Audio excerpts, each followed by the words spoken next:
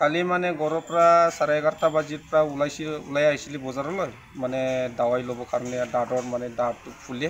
পেলাই খুন ওলাই সেইটো কাৰণে দাৱাই ল'বলৈ আহিম কৈ পেলাই সি আহিলে ইটাকলালৈকে তাৰপিছত 1টামান হৈছিলে কিজানি ছোৱালীটোক ফোন কৰিছিলে ফোন কৰাৰ পিছত কৈছে মই দাৱাইটো ল'বলৈ কৈ আছোঁ এতিয়া দাৱাই লৈ পেলাই মই ঘৰত গুচি যাম এনেকুৱা ক'লে তাৰপিছত 3টামান বাজিত মানে একবাৰ ফোন কৰিছে আকৌ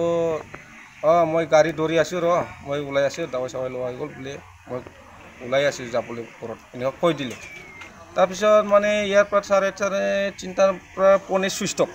নাই আৰু কি হ'ল মানে তাৰ ঘৰত মই ফোন কৰি সুধিছোঁ তোৰ বাইদেউতো মানে ঘৰত গৈ পাইছে নেকি এনেকুৱা সুধিছোঁ নাই ফোন চোন কৰাই নাই এনেকুৱা ক'লে তাৰ ভনীটো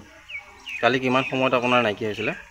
3:30মান বাজিৰ পৰা মানে ফোনটো ছুইচ অফ হৈছে তেতিয়াৰ পৰা এতিয়ালৈকে ঘূৰি অহা নাই এতিয়ালৈকে অহা নাই আপুনি প্ৰশাসনক জনাইছেনে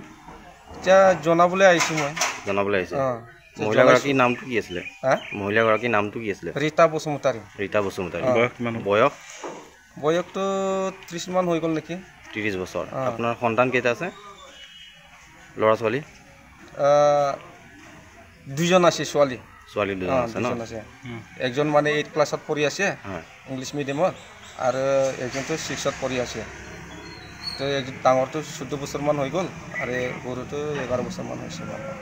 এতিয়া ছোৱালীটো কান্দি আছে ঘৰত মানে মাটো ক'ত গ'ল কি হৈ গ'ল খবৰ পাতি নাই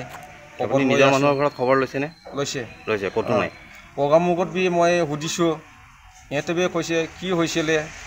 কেনেকৈ গ'ল দাৱাই ল'বলৈ গৈছে মই কৈ দিছোঁ আৰু না সেইটো কাৰণে